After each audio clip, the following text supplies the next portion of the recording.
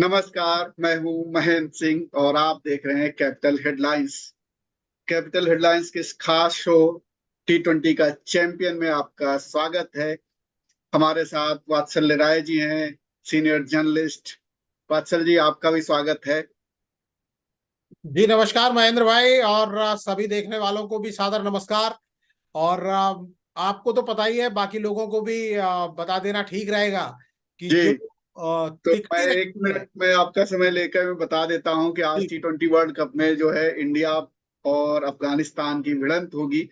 और दोनों टीम। मैं ये बताना चाह रहा था सर कि जी जो इस जी कार्यक्रम में एक तिकड़ी रहती है, हमारे आपके साथ एक और खास मेहमान रहते हैं, बड़े क्रिकेट खिलाड़ी हैं। जी मैं चाहूंगा आप उनके बारे में भी बताएं कि आज वो क्योंकि इस समय प्लेन में हैं और जाने के पहले भारतीय टीम को उन्होंने शुभकामनाएं दी हैं। और सुबह वो कार्यक्रम में जरूर जुड़ेंगे जब हम लोग भारत की जीत की बात कर रहे होंगे। उनके बारे में मैं चाहूंगा थोड़ा सा आप बता दें, फिर हम लोग मुद्दे और मैच की बात करेंगे। जी, बिल्कुल। क्रिकेट के धुरंधर खिलाड़ी रह चुके हैं और बड़े कोच हैं वो। और इसके अलावा बहुत सीनियर जर्नलिस्ट हैं, क्रिकेट के जानकार हैं। संदीप जी हमारे साथ हुआ करते हैं, संदीप जोशी जी। और वो कल निश्चित तौर पर होंगे हमारे साथ। आज तो हमारे साथ नहीं है, उनको इंदौर और इस वक्त अभी वो फ्लाइट में होंगे, इस वजह से नहीं है। दर्शकों से माफी चाहेंगे, लेकिन वो कल हमारे साथ होंगे और मैच के बाद की पूरी जो है विवेचना वो करेंगे। हम लोग जानेंगे कि कैसा रहा मैच और क्या कुछ कमियां अच्छाइयां रही। लेकिन आज जो मैच होना है वो बहुत ही सुपर एट का पहला भारत के लिए ये शुरू होगा, सुपर एट का मैच। और इंडिया वर्सेस अफगानिस्तान। और जानेंगे अफगानिस्तान क्या कुछ कर पाएगी वात्सल जी से, और इंडिया क्या कुछ करेगी, किस तैयारी से जाएगी। और ये मैच बारबाडोस में होना है। वहां के केसिंगटन ओवल मैदान में होना है ये।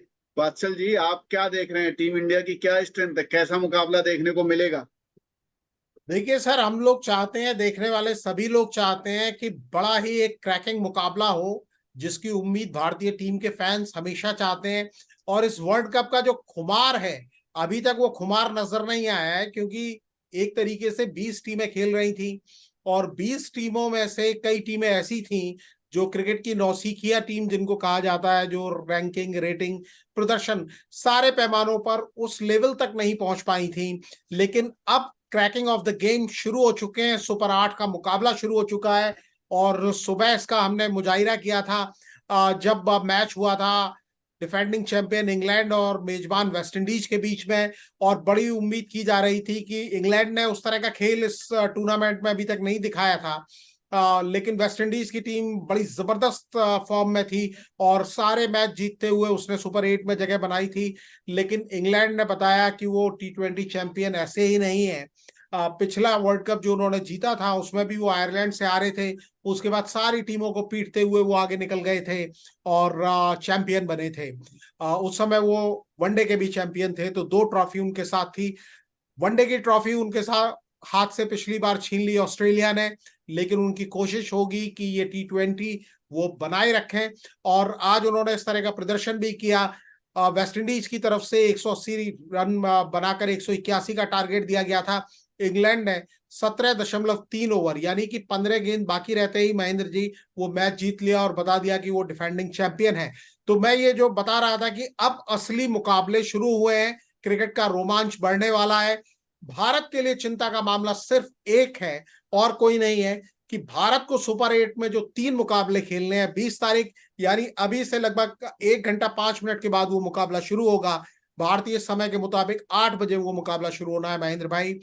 और जी दूसरा मुकाबला भारत को जो खेलना है, अफगानिस्तान से आज भारत टक्कर लेगा 20 तारीख को। और 22 तारीख को टक्कर लेगा बांग्लादेश से। और 24 तारीख को टक्कर लेगा ऑस्ट्रेलिया से। तो एक ऑस्ट्रेलिया की टीम ही है जो भारत के मुकाबले की मानी जाती है। अफगानिस्तान और बांग्लादेश को लोग थोड़ा उस स्टैंडर्ड। हालांकि हालांकि हल्के में लेना ठीक नहीं होगा। जी, अफगानिस्तान मैं उलट यही फेर कर यही सकती है। यही कहना चाहता हूं महेंद्र भाई, कि जो टीमें आपके बराबर की होती हैं, बराबर की टीमों से मुकाबले में आपको भी लगता है कि बड़ी टीम से मैच है, जैसे पाकिस्तान से मैच है, तो पाकिस्तान की रैंकिंग भले इंडिया के सामने कुछ नहीं थी, लेकिन उसको भारतीय टीम हल्के में लेकर नहीं चल रही थी। लेकिन जब आपके सामने एक छोटी टीम आ जाती है, अफगानिस्तान की टीम, बांग्लादेश की टीम, और बांग्लादेश टीम की तो केवल भारतीय खिलाड़ी क्या कह रहे हैं ये हमारे सामने नहीं आया है, लेकिन पूर्व खिलाड़ी वीरेंद्र सहवाग जैसे खिलाड़ी बांग्लादेश टीम की बड़ी आलोचना करते रहे। हालांकि अफगानिस्तान टीम की वैसी आलोचना नहीं हुई है। अफगानिस्तान टीम आखिरी लीग मैच में वेस्टइंडीज के हाथों बुरी तरह पिटी थी, तो एक उनके मनोबल पर बड़ा झटका लगा है। लेकिन अगर आप देखेंगे बल्लेबाजी में नंबर 1 बल्लेबाज उनका है। गुरबाज जो है सबसे ज्यादा रन बना चुके हैं, रहीम सबसे ज्यादा विकेट ले चुके हैं। तो उनके नंबर 1 पर रन बनाने में और नंबर 1 पर गेंदबाजी में दोनों तरफ उनके खिलाड़ी नंबर 1 पर हैं। अगर उस लिहाज से भारतीय टीम को देखें तो भारत ने एक मैच कम खेला है, लेकिन टॉप 10 में कोई भारतीय खिलाड़ी नहीं है। ऋषभ पंत हैं, वो टॉप 20 में भी बॉटम से उनका नंबर आता है। इसी तरह बॉलिंग में भी भारत का कोई बॉलर ऐसा नहीं है जो टॉप 10 में हो। लेकिन जब आप मुकाबलों की बात करते हैं, सारे फॉर्मेट को भी आप मिला लें, 13 मैच आज तक भारत और अफगानिस्तान के बीच में हुए हैं। अफगानिस्तान की टीम अभी तक कभी भारतीय टीम को हरा नहीं पाई है। लेकिन हमें ये याद रखना होगा, आखिरी बार 2020 के मुकाबले में जब ये दोनों टीमें आमने सामने आई थी महेंद्र भाई, तो वो मुकाबला टाई हुआ था। उसके बाद वो मुकाबला सुपर ओवर में गया और एक सुपर ओवर से भी मामला डिसाइड नहीं हुआ, तो 2-2 सुपर ओवर हुए, तब जाके भारतीय टीम को जीत मिली। तो ये वो टीम नहीं है जिसको आप आएंगे पार्क में और सोचेंगे वो सरेंडर कर देगी। अफगानिस्तान की टीम जूझने के जज्बे के लिए जानी जाती है, वो मुकाबला कड़ा दे सकती है। उसका रुतबा भले ही उतना बड़ा ना हो, लेकिन इस टूर्नामेंट में अपने आप को प्रूव करने के लिए अफगानिस्तान की टीम आई है महेंद्र भाई। और एक आंकड़ा और बता दूं, किसिंगटन ओवल मैदान में भारत का रिकॉर्ड अच्छा नहीं रहा है। यहाँ 2 मैच T20 के खेले हैं और दोनों हारी है भारत की टीम, और अफगानिस्तान एक जीत अफगानिस्तान को मिली है। तो भारत के लिए मैदान थोड़ा अच्छा नहीं है।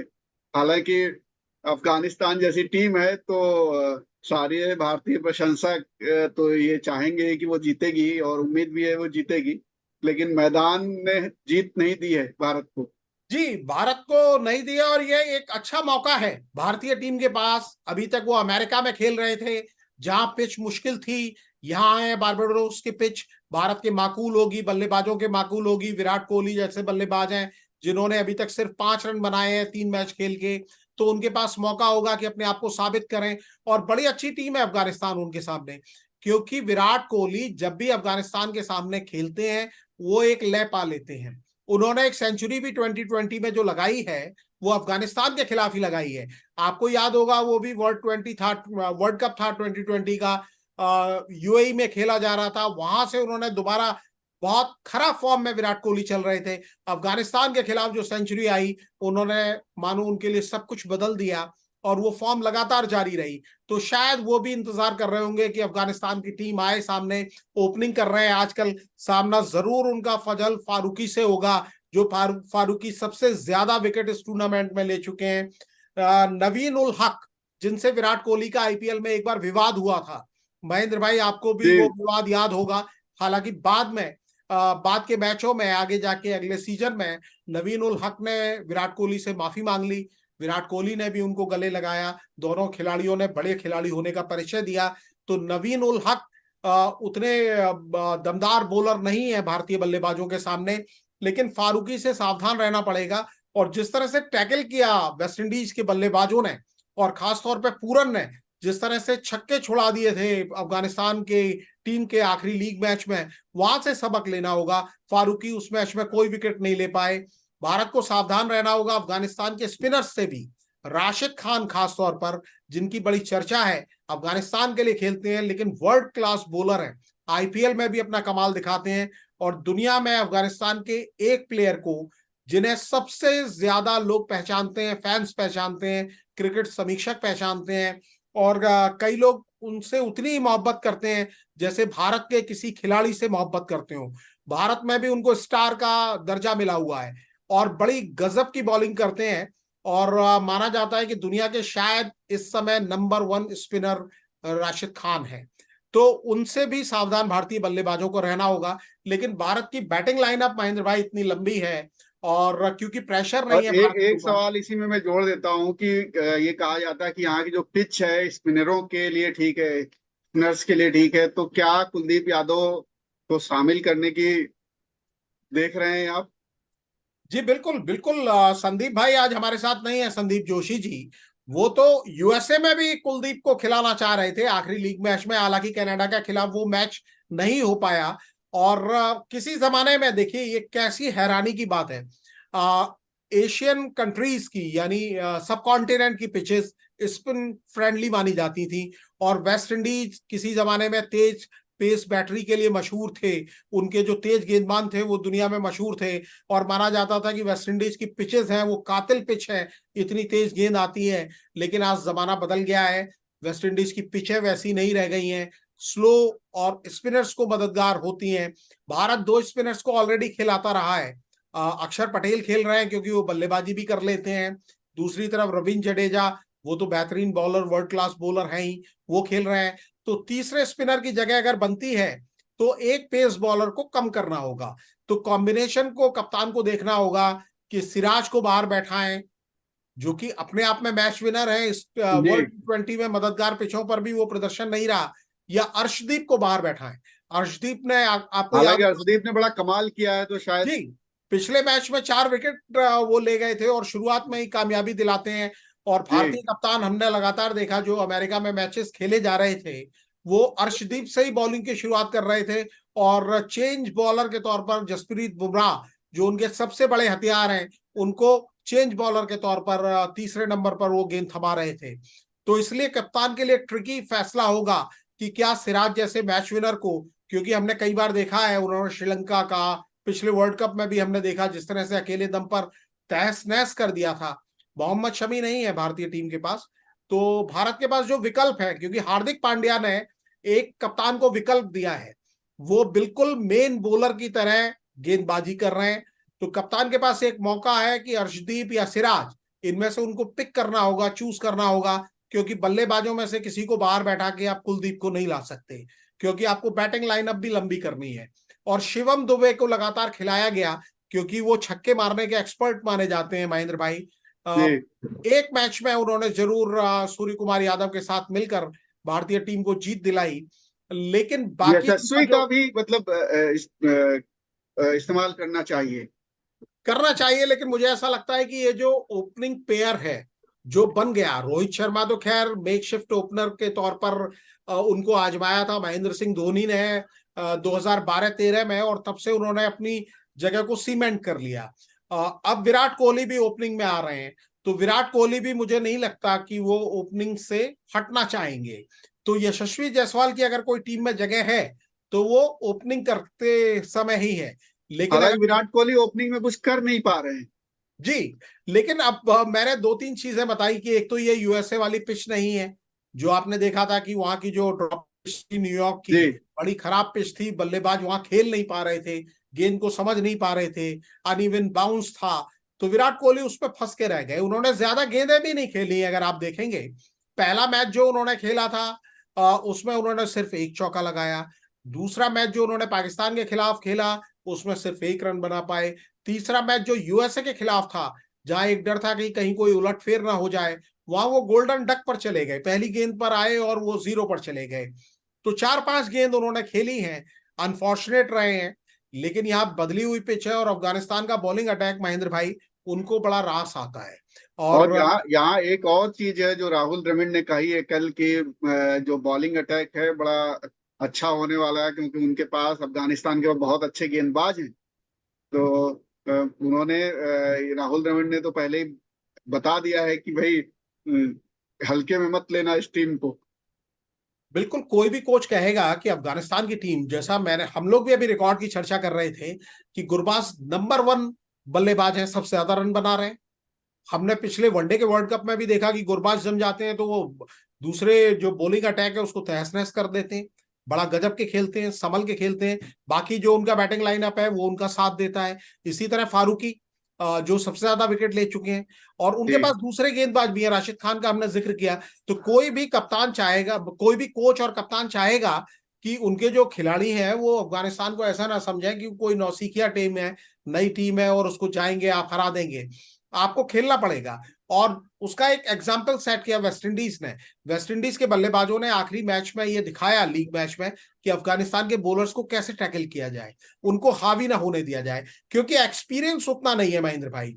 ये जी लोग नए हैं, इंटरनेशनल क्रिकेट का एक्सपोजर कम है, लीग्स में खेले हैं, मेहनत करते हैं, एम्बिशियस हैं, लेकिन भारतीय टीम के पास एक्सपीरियंस है बड़े बड़े मैचेस का, प्रेशर से बाहर आने का, और खासतौर पर जो कांटे भिड़ाने वाले मैच हैं। जैसा मैंने आपको जिक्र किया कि पिछला मैच जो टाई हो गया था और सेकंड सुपर ओवर में भारत ने जीता, इसी तरह पाकिस्तान वाला मैच अगर आप देखें, जब भारतीय टीम केवल 119 रन बना पाई, और जिस तरह का पाकिस्तान के ओपनर्स ने और मिडिल ऑर्डर्स ने खेल दिखाया, एक टाइम लग रहा था कि भारतीय टीम मैच हार जाएगी, लेकिन वहां से बुमराह ने वापसी कराई और भारतीय टीम 6 रन से मैच जीतने में कामयाब रही। तो भारत के पास वो एक्सपीरियंस है जो अफगानिस्तान के पास नहीं है।